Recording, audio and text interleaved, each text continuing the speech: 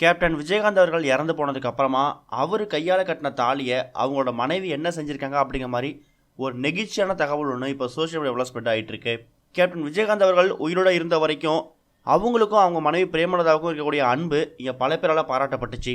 பல வருஷங்களாக உடல்நிலை சரியில்லாமல் இருந்த கேப்டன் அவர்களை கண்டிப்பாக எப்படியாவது மீட்டு கொண்டு வரணும் அப்படிங்கிற மாதிரி பிரேமலதா விஜயகாந்த் அவங்க ரொம்பவே போராடினாங்க. ஆனால் அவங்களோட பல வருஷம் முயற்சி தோல்வியில் முடிஞ்சிருக்கு. இப்போ அவர் இறந்தும் போயிட்டாரு. இந்த நிலையில் தான் கணவர் விஜயகாந்த் மேலே பிரேமலதா விஜயகாந்த் அவங்க எந்த அளவுக்கு பாசம் வச்சுருக்காங்க அப்படிங்கிற மாதிரியும் அதை நிரூபிக்கிற விதமாக ஒரு செயல் ஒன்று அவங்க செஞ்சுருக்காங்களாம். பொதுவாகவே கணவர் இறந்து போனதுக்கு அப்புறமா மனைவி தாலியை போடக்கூடாது அப்படிங்கிறது ஒரு வழக்கமாக பார்க்கப்படுது.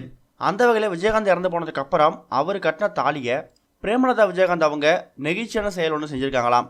அதாவது அந்த தாலியை சும்மா வைக்காமல் விஜயகாந்த் அவர்களுக்கு தங்க மோதிரம் போடுறது தான் ரொம்ப பிடிக்குமா.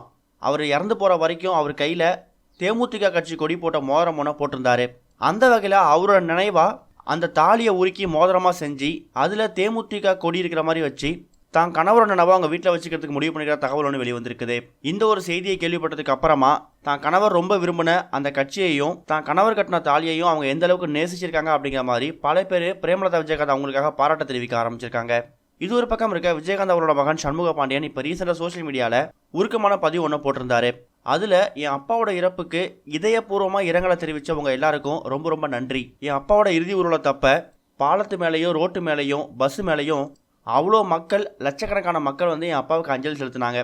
அதெல்லாம் பார்க்கும்போது என் அப்பாவோட பேரு புகழ் எந்த அளவுக்கு இருந்திருக்கு அப்படின்னு நான் புரிஞ்சுக்கிட்டேன் அப்படிங்கிற மாதிரி ஒரு உருக்கமான பதிவு ஒன்று போட்டிருக்காரு. நாங்கள் இப்படிப்பட்ட இழப்புலேருந்து மீண்டு வர்றதுக்கு உங்களோட அன்பும் ஆதரவும் தேவை அப்படிங்கிற மாதிரியும் ரொம்ப எமோஷனலாக பேசியிருக்காரு. இதுவரைக்கும் கனெக்டிங் டிவிக்கு சப்ஸ்கிரைப் பண்ணனா மறக்காமல் சப்ஸ்கிரைப் பண்ணிக்கங்க. உடனடி அப்டேட்ஸ் பெறுவதற்கு நோட்டிஃபிகேஷன் பெல்லையும் கிளிக் பண்ணிக்கங்க.